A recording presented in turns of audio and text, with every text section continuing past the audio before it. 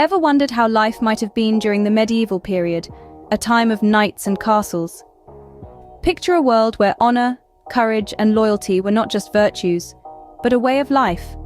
A world where stone fortresses stood as symbols of power and protection.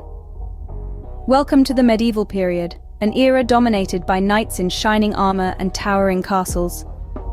The medieval period, broadly spanning from the 5th to the 15th century, was a time of profound transformation.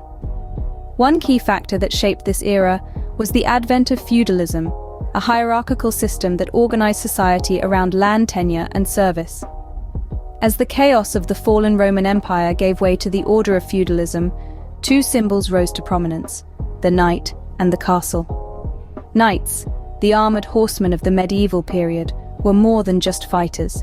They were defenders of the realm, upholders of justice, and models of chivalry.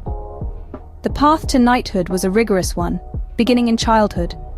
Boys as young as 7 were sent to train under experienced knights, learning the arts of warfare, horsemanship, and the code of chivalry.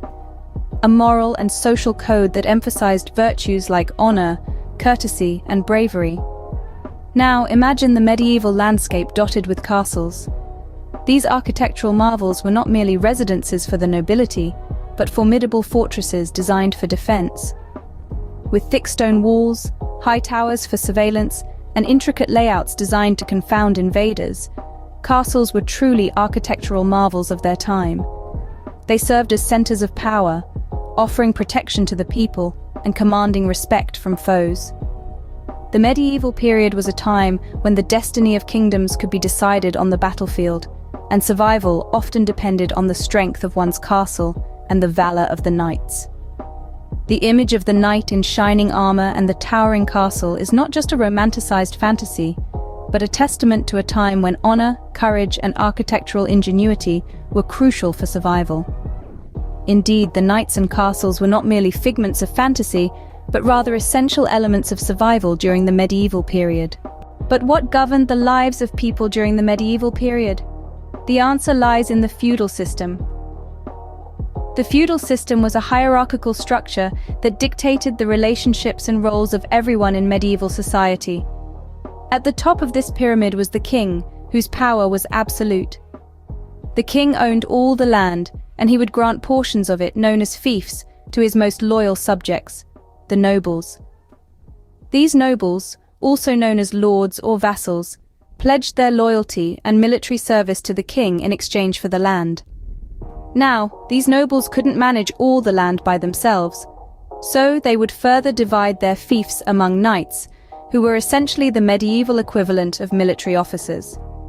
The knights, in return, promised to fight for their lord whenever required. This arrangement provided the nobles with a standing army ready to defend their fiefs, and by extension, the king's realm. At the bottom of this pyramid were the peasants or serfs. They were given a small piece of land to farm by the knights or nobles. In return for this land, they had to give a portion of their produce to their lords and provide labor services when needed. They were also obliged to live on their lord's land and couldn't leave without their lord's permission. This system, while providing order and protection, also perpetuated a rigid class structure. There was little social mobility. Your birth determined your place in this hierarchy, and it was almost impossible to move up. The nobles and knights enjoyed privileges and luxuries, while the peasants lived a life of hard labor and few comforts. Despite its flaws, the feudal system was an effective way of maintaining order in a time of frequent wars and political instability. It ensured that everyone knew their place and their duties, and it provided a sense of security, albeit at a high cost. The feudal system, with all its flaws, was the glue that held society together during the medieval period. Beyond the knights and castles, what was daily life like in the medieval period? If we peel back the layers of time, we can glimpse the everyday lives of our medieval ancestors. The majority of people in the medieval period were peasants. Their lives were hard, dictated by the seasons and the soil. From sunrise to sunset, they toiled in the fields, sowed seeds, harvested crops, and maintained livestock. Their homes were simple, often just a single room where the entire family lived, cooked, and slept. A step up in the social ladder were the craftsmen and merchants. They lived in towns and had a slightly better quality of life.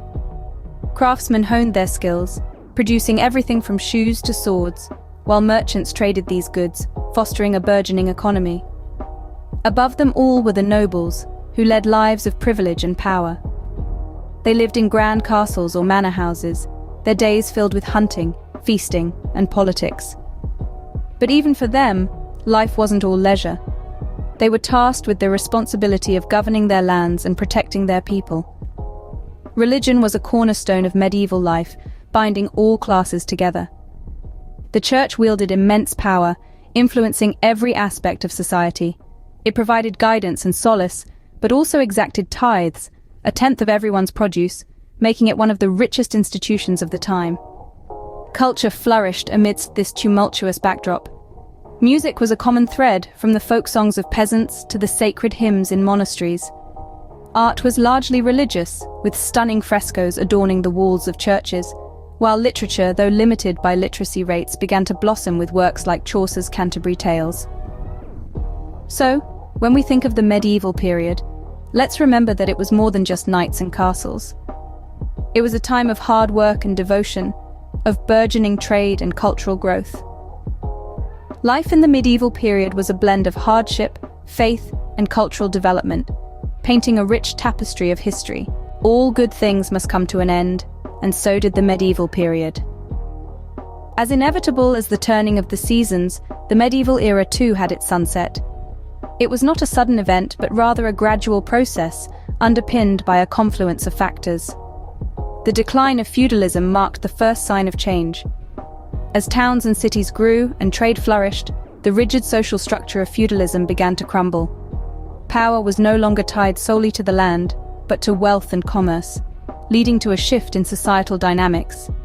Then came the Black Death, a pandemic that swept across Europe, decimating populations and disrupting societies. This tragic event forced a rethinking of existing systems and structures.